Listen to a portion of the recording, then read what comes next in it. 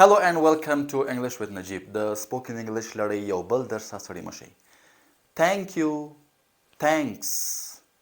تاسو به دا کلمات اوریدلي خو دا چې توپیر یې څه دی کله استعمالیږي او بله موضوع دا چې که چیرې موږ پښتو کې یو څه اورو له یو چا څخه یو جمله اورو په هغه نه پوهیږو او موږ هغه ته وایو چې دا جمله بیرته موږ ته تکرار کړه موږ ورته پښتو کې وایو چې څه یا څه دي وویل دغسې اصطلاحات استعمالوو دغسې موږ په انګلیش کې څنګه ویلی شو یعنې کله چې موږ ته یو څوک خبره کوي خو موږ پرې نه پوهیږو او هغه ته وایو چې دا بیا تکرار کړه دا څنګه وایو په نن ویډیو کې راته په همدې باندې خبرې کوم تر پایه راسره اوسئ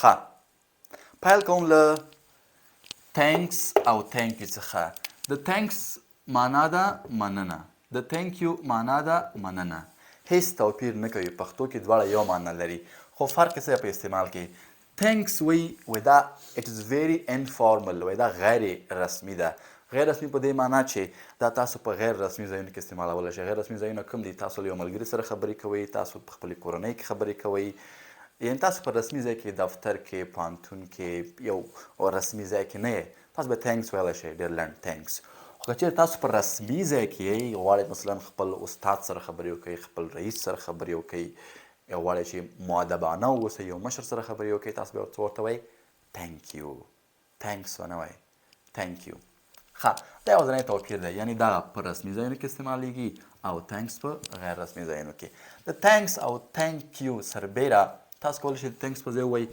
تنکس الات ډېره مننه یا د تنکیو په ځای ووایئ تنکیو سو مچ ډېره زیاته مننه تنکیو ویری مچ ډېره زیاته مننه تنکس ا ورلډ یوه نړۍ مننه دغسې اصطلاحات هم شته چې تاسو استعمالولی شئ بله موضوع د تنکس فار او تنکیو فار د تنکس فار څخه یعنې فار څخه وروسته تاسو یو ورب آینجي ورب استعمالوئ فعل استعمالوئ ورپسې آینجي تاسو له یو چا نه د یو کار کولو لپاره مننه کوئ فرض کړئ دلته ما وویل چې تنکیو مننه تا نه مننه خو که چیرې یو چا یو کار کړی وي تاسو غواړئ چې دا کار په اړه ورنه مننه وکړئ تاسو بیا څنګه وایئ فرض کړئ یو چا ماته زنګ وهلی یا فرض کړئ ماته زنګ وهلی زه یې دعوت کړی یم یو مراسمو ته دعوت کول خو یو کار دی غواړم چې اوس ورته ووایم چې مننه چې زه دعوت کړم دا به څنګه وایم تنکس فار ورپسې به ورب استعمالوئ دعوت ته یا رابللو ته په انګلیش کې څه وایي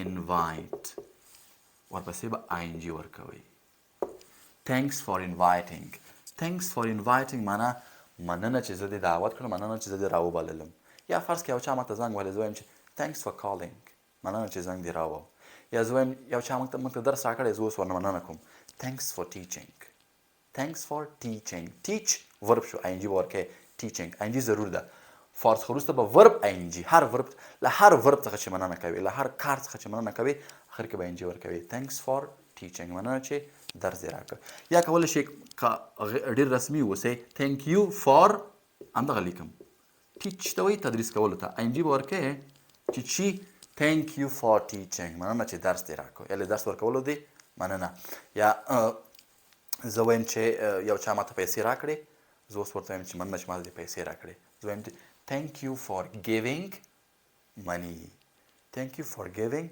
money یا همدغه وایم چې thank you for inviting مننه چې زه دې دعوت کړم یا فرض کړه ماته یو چا یو څه لیکلي دي یو پروپوزل یو څه دي ماته یې ولیکه زه وایم چې مننه چې دا دې راته ولیکه څنګه وایم thank you for writing مننه چې ودې لیکه نو فار څخه وروسته ورب انجي د لپاره استعمالیږي چې تاسو یو چا څخه د هغه د کار په اړه مننه کوئ ښه که چیرې موږ ته دغه کلمات څوک استعمالوي موږ ته څوک وایي تنکیو څوک وایي تنکس څوک وایي تنکیو فار انوایټینګ تاسو په ځواب کې ورته څه وایئ موږ پښتو کې مثلا موږ ته چا ویل چې مننه موږ ورته وایي هیله کوم یا خواهش کوم دغسې انګلیش کې څنګه وایي اصطلاحات ډېر دي ډېر عام اصطلاحات زه ته څلور دانې لیکم یو دی یو آر ویلکم که څوک وایي چې تنکیو مننه ته ورته وایي چې هیله کوم یا خواهش کوم انګلیسي کې ورته وایي یو آر ویلکم یا فقط ویلکم دلته ویلکم ښه راغلاست ته نه وایي دلته ویلکم د تنکیو ځواب دی بله اصطلاح ده that's okay بله اصطلاح ده that is all right you are welcome that is okay that is all right ټوله یوه معنا ورکوي. معنا یې څه ده؟ د تینکیو په ځواب کې استعمالیږي.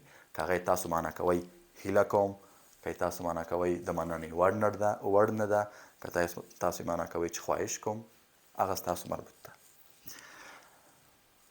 تینکیو په بل مورد کې هم استعمالیږي. ګورې اول ما لیکلي ټو اکسپټ قبلولو ته یې منلو ته وایي.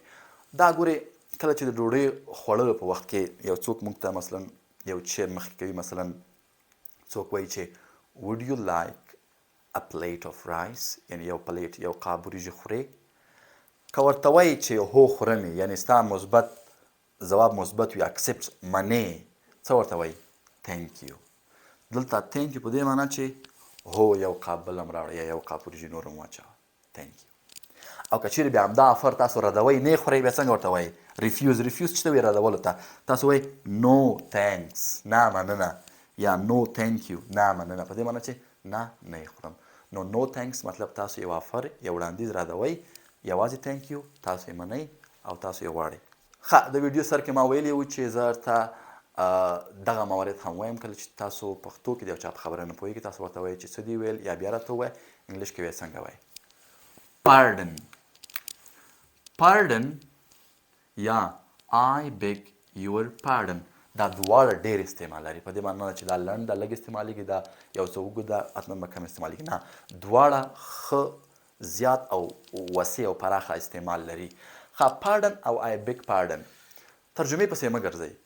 کله چې دغسې حالت وي، تاسو ته یو څوک خبرې کوي خو تاسو پرې نه پوهېږئ او تاسو غواړئ چې هغه خبره تاته بیا تکرار کړي، بیا یې درته ووایي، ته یوازې ورته ووایئ چې pardon. ګورئ ما سره دلته یو حالت دی، احمد له فاروق سره خبرې کوي. احمد وایي where is your brother؟ اوس فاروق د احمد په دې خبره نه پوهېږي، یا یې فرض کړئ سم وانه اورېده او له احمد څخه غواړي دا خبره ماته بیا وکړه. څه ورته وایي احمد؟ pardon. نو احمد څه وایي؟ سوري، فاروق ورته وایي pardon. احمد ورته وایي where is your brother؟ ورور دې چېرته دی؟ فاروق وایي he is at university، هغه پوهنتون کې دی. اوس کولی شي فاروق د I beg your pardon په ځای د pardon په ځای ووایي I beg your pardon. یو معنا ده. Where is your brother؟ I beg your pardon. Where is your brother؟ He is at university. په یاد ولرئ چې د دې دواړو په ځای تاسو کله کله سوري هم ویلی شئ. یو څوک مثلا ماته وایي زه یو چېرته روان یم، څوک وایي hey where are you going؟ چېرته ځې؟ زه وایم sorry، یعنې څه؟ هغه وایي where are you going؟ چېرته روان یې؟ زه وایم I'm going to office، دفتر ته ځم. او حتی ځینې وخت دغه what کلمه هم امکان لري چې تاسو استعمال کړئ. څه؟ خو دا بیا غیر رسمي نه ده، ډېره غیر مؤدبانه راځي. مهم به نه وي چې استعمال شي. که چېرې استعمالوئ په عامیانه د خپلو ملګرو په منځ کې مشکل نشته. یو څوک وایي چې what time is it؟ ساعت څو بجې دي؟ ته وایي چې what؟ څه؟ او ته وایي what time is it؟ ساعت څو بجې دي؟ oh it is 5 to 11، 5 دقیقې 11 ته. So it was all about pardon، I beg your pardon، sorry، what، and also thanks and the answers of thanks. That was all about today's video. You have to do practice as much as you can because practice makes perfect.